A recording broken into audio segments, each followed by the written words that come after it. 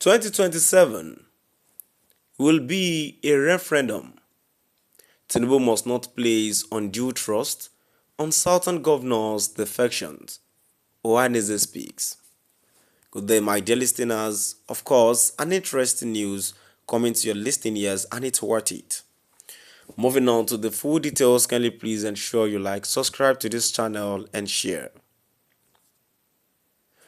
Mazi Okechukwu Siguzoro, the Deputy National President of Ohanaeze Undue, has called on the federal government to begin talks with peaceful pro-Biafra groups as reported by Daily Independent. He said the moment offers the best chance in 55 years to settle the long-standing Biafra issue. He believes that dialogue is the only way to bring peace to the southeast region. Speaking in a statement, Isiguzoro said the government has failed to address the real concerns of the southeast. He warned that ignoring these voices could lead to more trouble for the country. He explained that the peaceful pro-Biafra leaders have never used violence and are not banned. For over 23 years, they have spoken out peacefully against injustice and hardship in the region. Isiguzoro added that their peaceful stand makes them the right people to talk to. He said a real discussion with them could stop the growing insecurity in the southeast. Ohanaeze also said Southeast politicians have remained silent, and this silence has hurt the chances of real change. Isiguzoro said only dialogue, not force, can bring lasting peace. He warned that as the 2027 elections approach, the country faces more political and economic problems. Hunger and poverty, he said, are the real issues voters will care about. Isiguzoro advised President Tinubu not to rely too much on support from Southeast governors or party switchers. He said such support is often weak and only for personal gain. He stressed that the real influence in the Southeast now lies with the peaceful pro-Biafra leaders.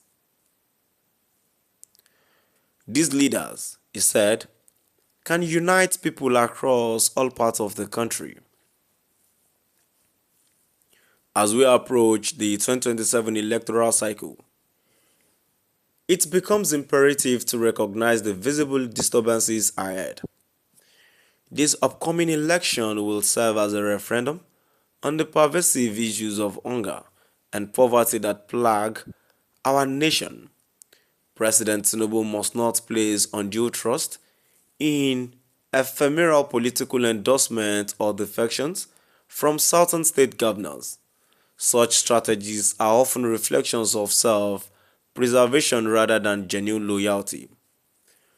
History has shown us that these previously employed tactics are riddled with peril, as exemplified by the fate that befell former President Goodluck Jonathan in the 2015 elections, he said. Now we've come to the end of our today's news, and now moving down to the comment section. The first comment here says, Igbos have no leaders presently, please. And the response to that says, na your papa. While another comment here says, Tinubu is a political strategist. He is doing the right thing for himself. Gets out first, then the next action. Tinubu will still be president of in 2027. A commenter says federal government must institute commissions to dialogue with all agitators. So far, the government have offered no alternative to the current unitary dictatorship. Unacceptable.